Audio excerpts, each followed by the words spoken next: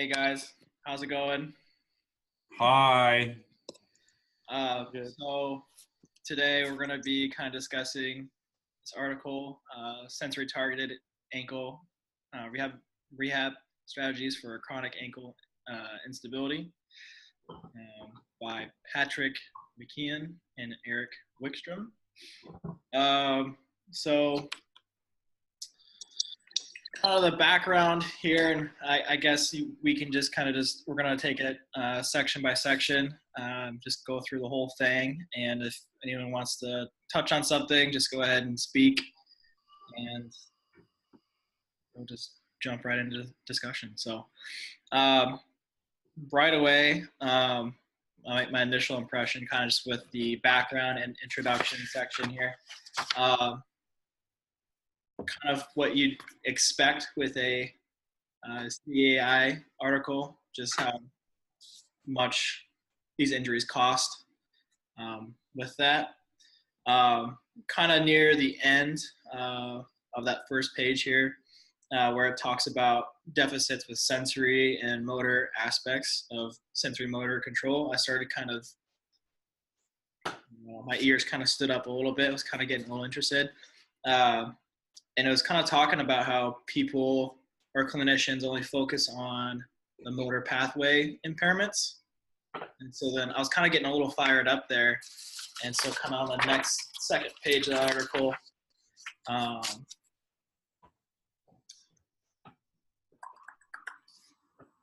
it says research on CAA has focused on maximizing motor output, ignoring the full spectrum of sensory and motor dysfunction.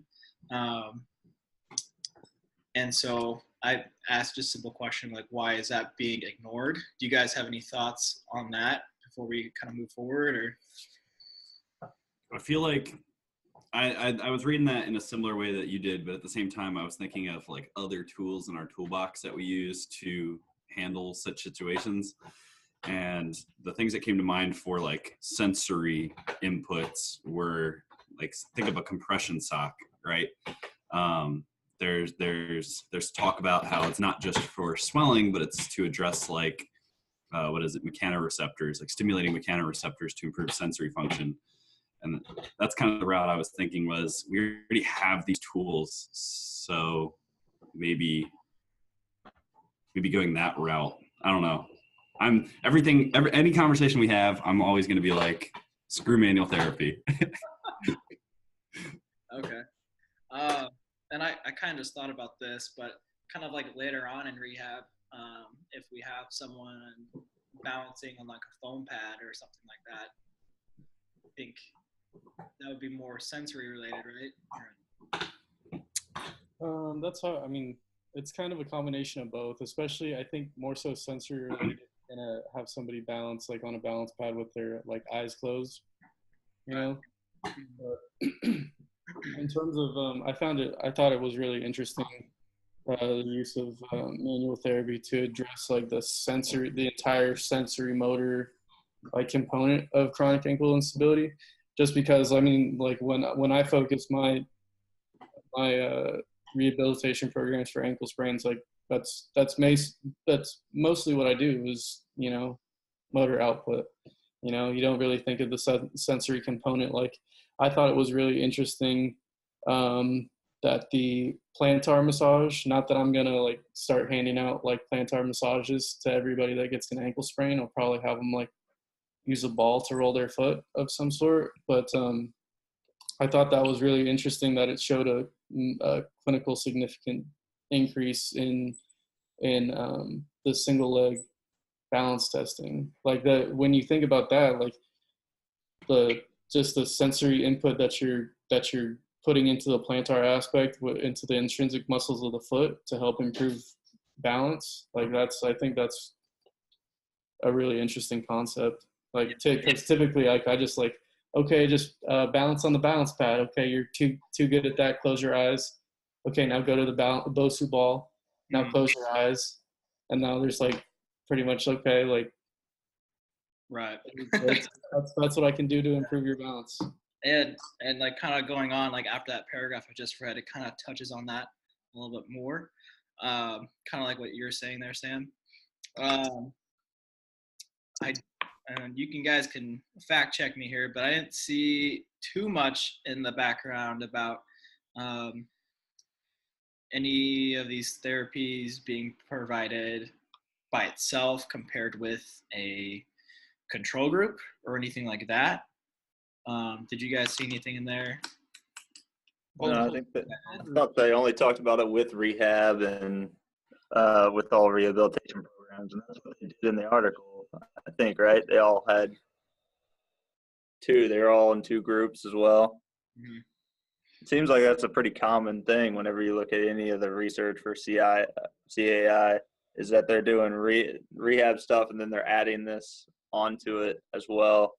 And so you kind of never know whether it's just whether the rehab or whether the joint mobs are helping. They're just like, oh, it looks like it helps more. It's kind of what I thought about all the articles. They're just like, yeah, it helps more. Not that it helps like a lot more, just measurably more in some cases, I guess. Right.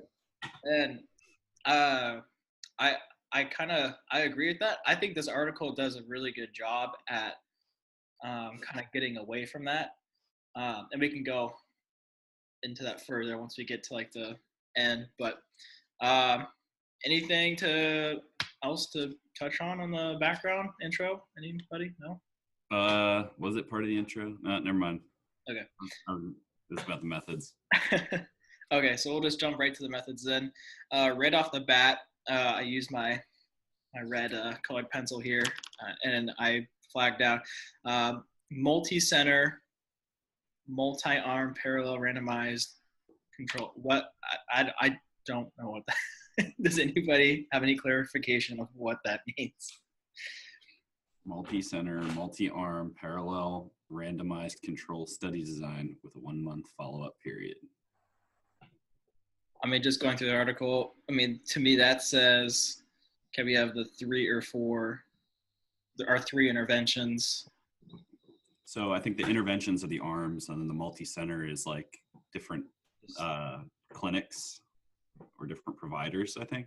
Okay. Yeah, I would have to agree with that. Multi-center, multi-arm. I'm just trying to find like the example of that, because usually they describe it. Because another one of the articles talked about how there were like hospitals or physical therapy clinics in like Colorado and Maine and Boston, but I'm not seeing like where these are.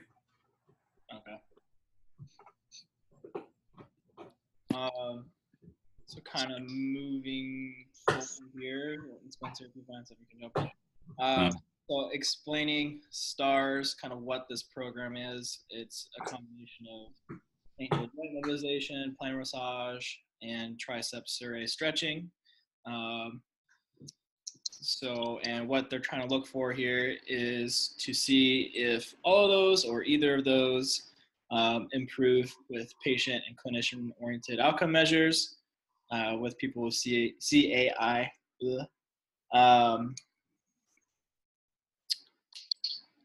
Plain and simple there. Our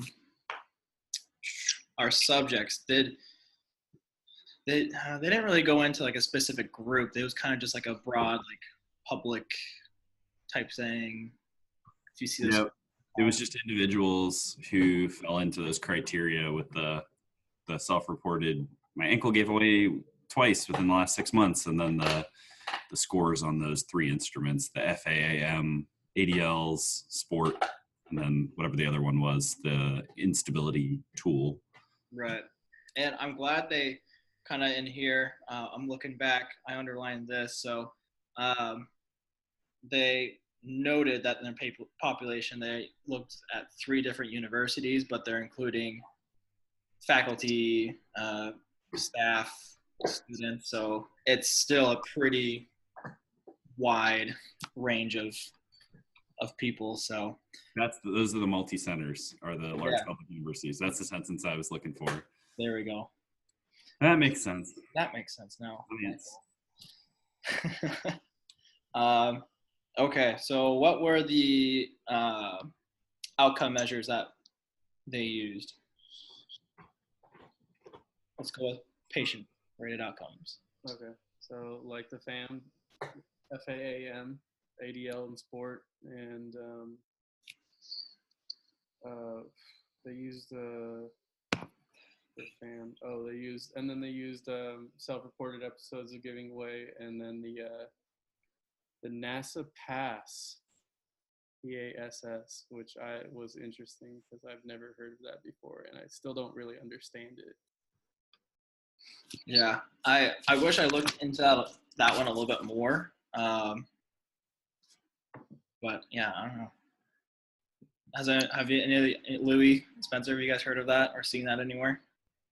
No, I like this week was the first time I ever even heard of the FAAMs. I mean, I know we kind of talked about them in last over the summer, but I didn't realize there were two different kinds, like the ADO and.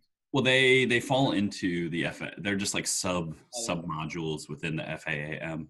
Yeah, aren't you supposed to do both whenever you do them anyway? Yeah. Yeah. Yeah, it's just they look at it specifically just to see if like different parts of life, I guess, are affected. The more interesting one to me like was the clinician rated outcomes, the weight bearing lunge test. Like the improvements of a weight bearing lunge test came from like the tricep serrae stretching, calf stretching, and the joint mobilizations. But the plantar massage didn't show a significant difference in the weight bearing lunge test, but it was like vice versa in terms of the single leg balance test. So tricep serrae stretching and the joint mobs didn't show significant improvement in the single leg balance test, but the plantar massage did. Mm-hmm. So it makes sense when you think about those two correlating to one another, just in terms of what they primarily address. So like if you like it from reading this, like I would kind of use like a combination of the two while I develop my next like ankle rehabilitation program, you know, like, hey, like here's, I don't know, I might use like instrument assisted soft tissue mobilization instead of like plantar massage, or I mean, again, use rolling on a golf ball or something like that, because I'm not a fan of rubbing feet.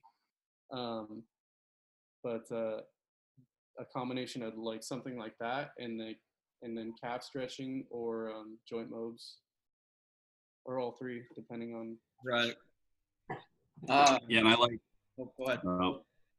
I was gonna say I like in this study, I like how they're looking at the improvement in dorsiflexion through a weight bearing mechanism rather than, I can't remember the study. It was the last study of the 4 that we were supposed to analyze, but they looked at just like active dorsiflexion in a long sitting position. And they were looking at like the neuroexcitability of the soleus and the fibularis longus. And I think this is just a more applicable way, which is why I agree. It's why I agree with Sam in terms of like, it's awesome that they looked at the forward lunge rather than just moving the ankle. Yeah, it's more functional. Like as I mean, in terms of human beings, like we're not on tables all the time, you know, we're constantly moving. So it makes more sense to use an actual functional exam rather than, like, I don't know, if you were to decide to use a goniometer to measure dorsiflexion, you know? Yeah, so that's kind of like what I was kind of leading into. Like, do you guys think that there are any better kind of functional assessments other than the weight bearing lunge test, or gosh darn it, the single leg bounce? I thought those were great for the study, but I mean, think of like when we do FMS, right? Like the overhead squat. One of the common errors is getting forward on the toes, and then you can score them a 2 if you put their heels up on the platform thing. So I think even just a squat, something that forces that stability while dorsiflexing, or something like that, or some sort of like stationary lunge, or just FMS scores in general. I was at a talk with some guy at Northwestern was doing it from their football team. He said they do all their all their testing with a range of motion testing functionally with the squat and the forward lunge. So they don't even do like goniometer anymore. So that's those two things you guys are talking about is how I think I would do it too. I think that's the way they did it here is the best way, especially compared to the active range of motion stuff that where you're seated. Yeah. Yeah, I mean, Mark Larson was like, screw goniometers, yo. So we should just not use goniometers. Yeah. I was thinking about like either the Y balance test or the star excursion balance test. How especially if I mean the Y balance test is just the three most important directions basically the star excursion balance test. So and dorsiflexion is required in each. I mean for each movement. So that would be interesting to see the differences in the anterior reach, the posterior medial reach, and the posterior lateral reach, like before and after, just because it's almost like a multi-directional functional test versus just a single direction. Right. Yeah. I think the reason they broke it up though between just a movement and then the single leg balance was to differentiate between coordination and like range of motion. Yeah. Strength. Mm-hmm. I would imagine. I would agree with that. Okay. I'm not ignoring you. I'm peeling an orange.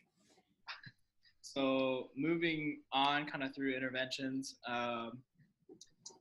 the joint mobilization group got 2 sets of mobilizations. Each set was 2 minutes of a grade 3 anterior to posterior talocrural joint mob. 1 minute rest in between sets in a long sitting position. Okay, so kind of thinking about this,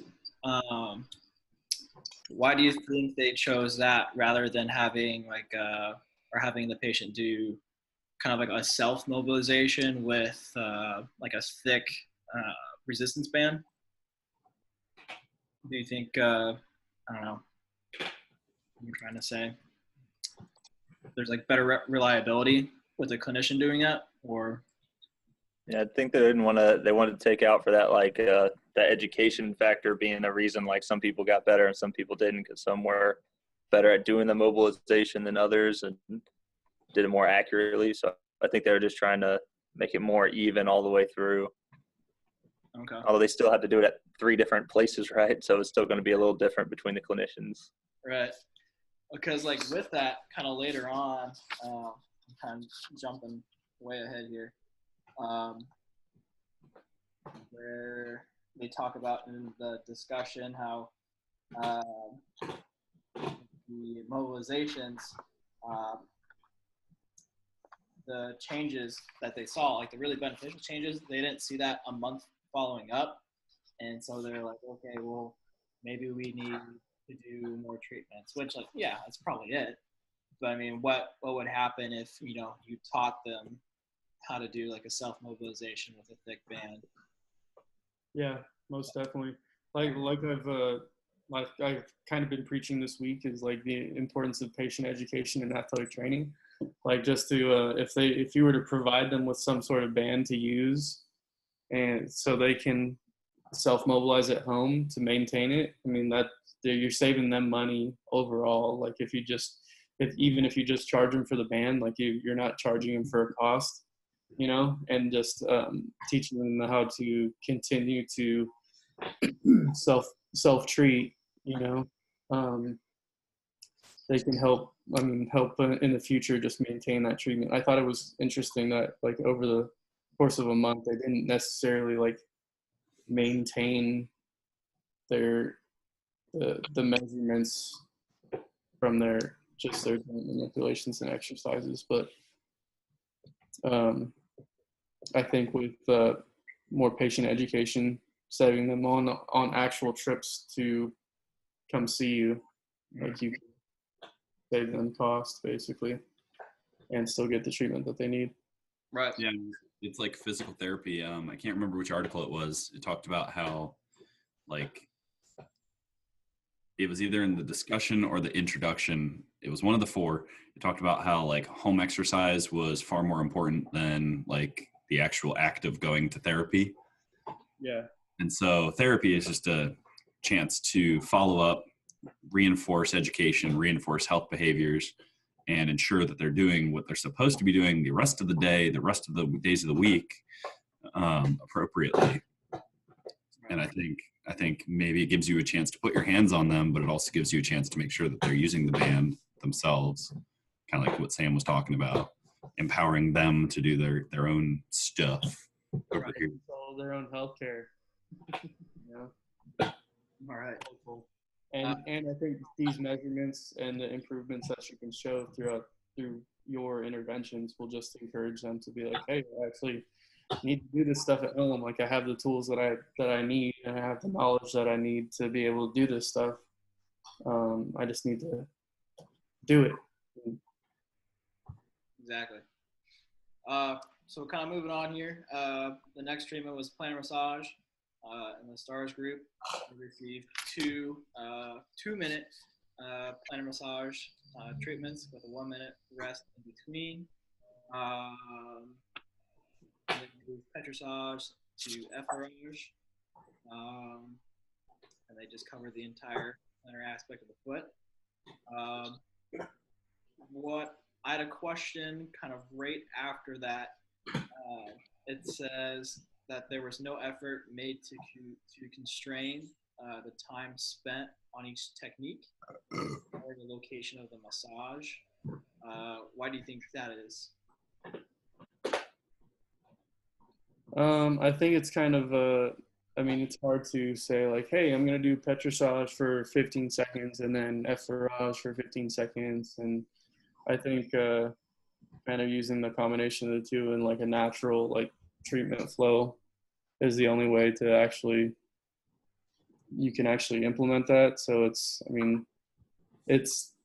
you're getting really down to the nitty gritty if you're like, hey, like I did petrissage for 15 seconds, effleurage for 15 seconds, and then it's like, I don't know. I think if you're actually trying to do that like in an actual patient encounter, exactly, like if you're actually trying to do that in an actual patient encounter, I think that kind of takes away from like the patient clinician like relationship. Like that's like an opportunity to ask them like, hey, how's your day going, or like build a relationship for them, instead of like, hey, like I'm setting my timer right now, so I got to look at this every 15 seconds to make sure that I'm doing this exactly what I need to do. So okay, yeah, good point. Because like when I saw it and I was like thinking about it, like that makes sense, but it also surprised me that they didn't do that, because I think it's pretty common to see people doing that in these studies just to see if like there's a set time or something.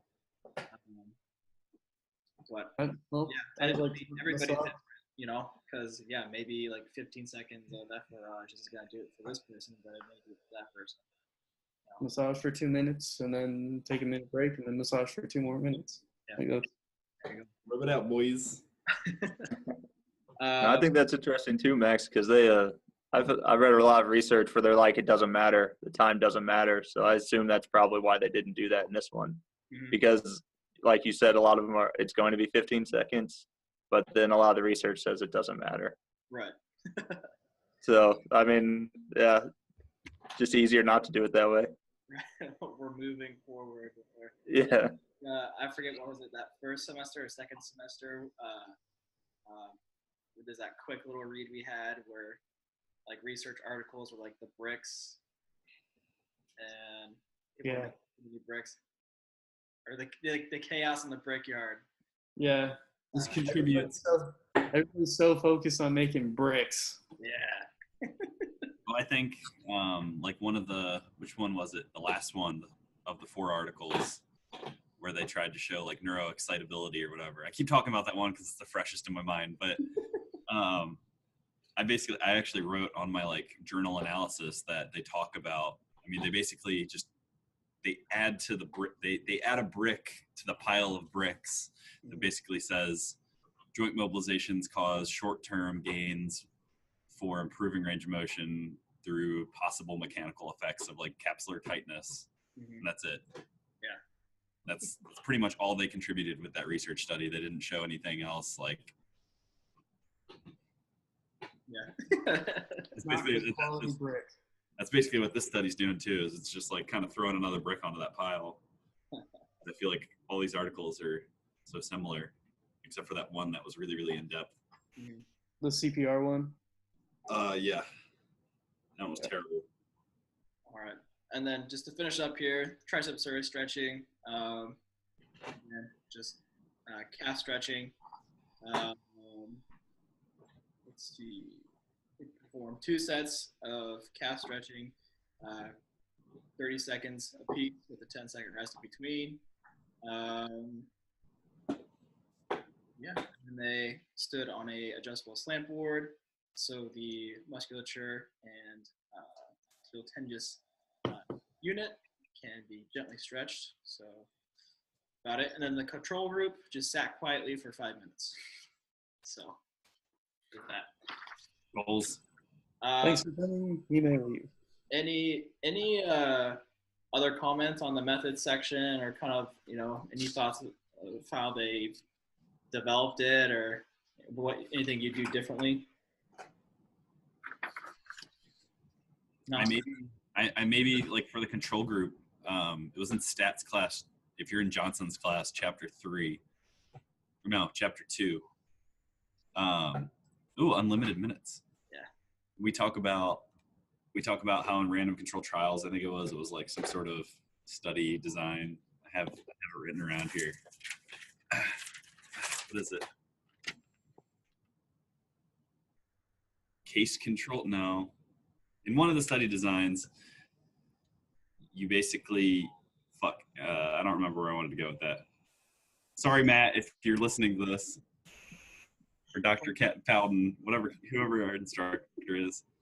I don't remember where I was going with that. We'll bleep that one out. I mean, he doesn't care. It's fine. Yeah. I had a really good point too. Where the hell was that going? It'll pop back in your head. So one of the things that I kind of thought about, so all these people that they looked at had chronic ankle instability, right?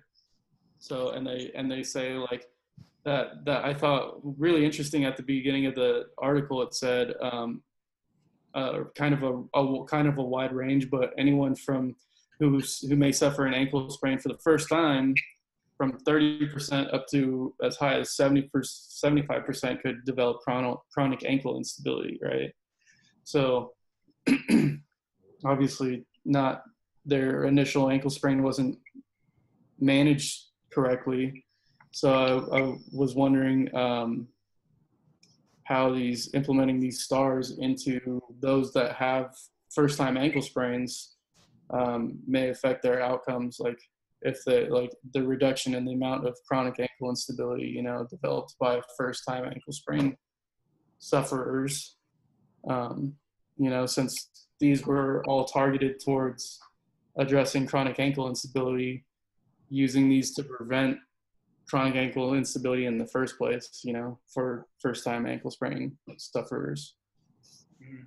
Yeah, I mean, going off that, I talked about how basically it shows that we saw that joint mobilizations created short-term gains, but then the plantar massage led to the 1-month long-term gains and improvements, which basically highlights the need to integrate both of them into your clinical practice.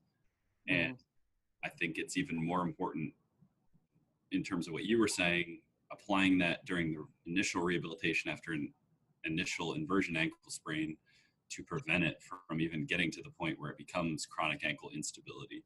Right, and that's how you reduce costs to the patient in the first place. I mean, they were saying that an ankle sprain suffers. I mean, it's like one of the first paragraphs. The comprehensive costs of a lateral ankle sprain would be approximately $9,000 to $12,000 per injury. Like that's so much money for like literally the most common injury anybody can suffer. Like anybody that participates in sports or just like in life, like people sprain ankles like walking upstairs. Like that's a lot of money for a very common injury. Yeah, that shocked me. I was like, there's no way. But I guess so. Yeah, that shocked me too. Like we have for my company that I work for, we have a return on investment and calculator that pretty much shows, or cost savings calculator that basically you input the injury type and then the injury body part, and it tells you like, it breaks it down by how much it costs based on X number of follow-ups and X number of like imaging and treatments and therapies and surgery. And the maximum for a single ankle injury, like an ankle sprain or strain, doesn't even come close to that number, that 9,000 to 12,000. So that was pretty bonkers. Wow. When I worked at a company kind of like yours, Spencer, all our numbers were real high because they had the numbers of how much it cost you out of pocket, how much it cost the company for your insurance premium, and then how much it costs for you to be replaced to go to those appointments for those days. So like everything was super high, just like that number. So I wasn't too surprised by the number just because that's how like we broke it down. The company I was at, they were all like unimaginably high for everything. Yeah, this is kind of like a weird analogy, but that kind of reminds me of like, that sounds like a WebMD type of like, it's like, oh, I have cancer, but I just cut my knee open on the sidewalk. Oh, it's like worst case scenario. Okay, so moving on, I cannot say this word, the statistical analysis. The hypothesis of this study was that the 3 stars treatments would improve PROs, but they'd have their own unique influences on clinician-rated outcome measures for sensory motor function.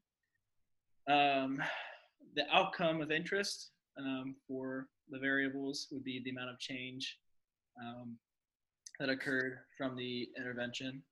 And so all PROs were measured or analyzed, using change scores from baseline to the second post-test and at 1 month follow-up.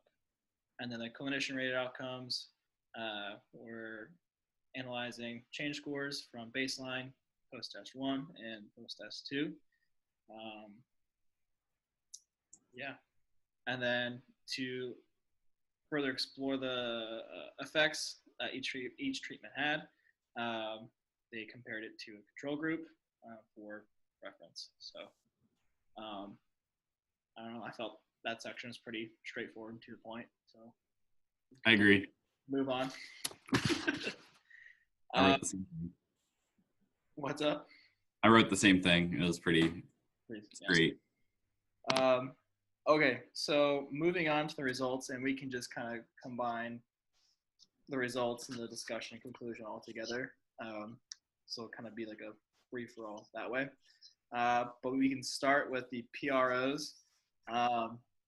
So kind of right off the bat here, they note that the FAM with the active daily living, there was pretty significant change after 2 weeks of the STARS program, specifically speaking with the calf stretching. And then with the FAM sport, after 2 weeks, there's a pretty big increase in those outcomes with the plantar massage. So I thought that was pretty interesting. Yeah, with the FAM-S, they showed that the massage and joint mobs both did short term. Then that's when the follow-up became important, with massage being long term. Yeah.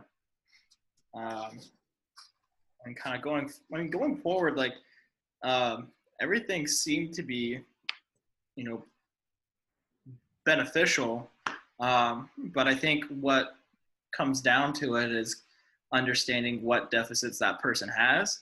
So like I kind of thought of kind of how like I think of concussions when we like track symptoms. You have your cognitive deficits, vestibular deficits, et cetera, et cetera. You kind of like categorize those. So I mean, if someone's having more dorsiflexion restriction, then like, okay, we can do like these 3 things like they did in the study, but I'm going to focus a little bit more on like joint lobes, if that makes sense. That's kind of what I got from the results and discussion here. I don't know if any of you guys disagree with that, agree with that. But Yeah, I mean, as I talked about in the beginning, I'm always like, meh, screw manual therapy.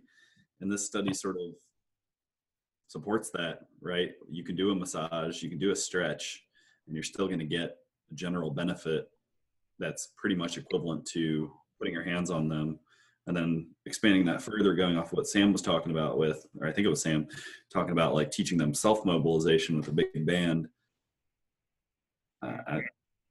You don't need to touch these people to get these benefits. right. Yeah. Any other thoughts on the PROs? Mm-mm.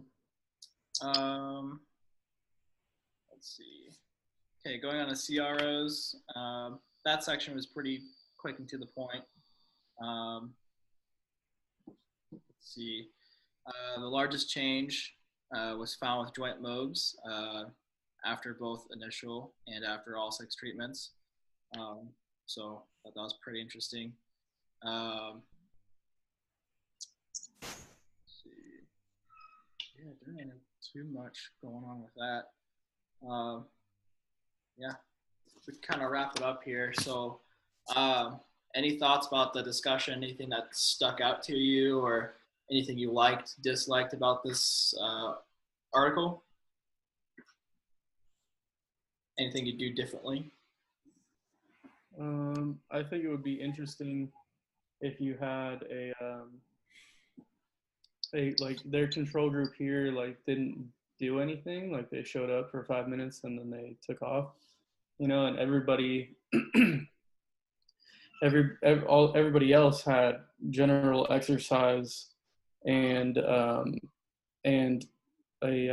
were in a subgroup for this which specific star that they were going to use. So like one group was tricep serrae stretching, one group was joint mobs, one group was plantar massage, but they were all doing general exercise. You know, it's like I think if to encourage like the use of these, like addressing the whole sensory motor complex when treating like CAI or ankle sprains in general, I think if they had a group that actually just like another control group that just did exercise, right, that didn't do any sort of any of the sensory motor component, like any of the stars, and just this, so you have an improvement over a control that didn't do anything and an improvement over a control group that did like just a motor output focused treatment. Yeah, I see what you're saying. And one group that also just wore compression sock. Mechanoreceptors. Yes. Kind of like looking forward, and this is kind of relating to what I was saying about like that concussion analogy, is, you know, using this type of study, but almost creating like a battery of tests, and then kind of creating an algorithm for that. So like, okay, well, their balance is pretty good, but or kind of like creating an algorithm to then do the treatments that they did, if that makes sense. So yeah, I think kind of like how that one article discusses like the clinical prediction rule for what was it? I literally just read it this morning too. The clinical prediction rule for those that would improve with joint mobilization and general exercise, you know, like a clinical prediction rule for the same thing, and those who would benefit the most. All right. Anybody have any burning questions or any other comments about the article? Nope. All right. Well, Pretty straightforward. Yeah, that'll conclude this review of the article. Thanks, guys.